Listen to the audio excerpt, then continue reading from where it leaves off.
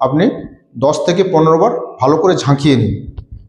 ঝাঁকানোর পর জাস্ট হচ্ছে মাউথপিসটা খুলে আপনি শ্বাস ভালো করে পেশেন্টকে ছেড়ে দিতে বলুন। আগে আগে পুরো শ্বাসটা এভাবে ছেড়ে দেওয়ার পর দাঁতের উপরের দাঁতের মাঝখানে একে দিন, দিয়ে দুটো ঠোঁট দিয়ে ভালো করে টিপতে বলুন। তারপরে দেখুন দুটো পাপ দিলাম, ভালো করে টানতে বলুন।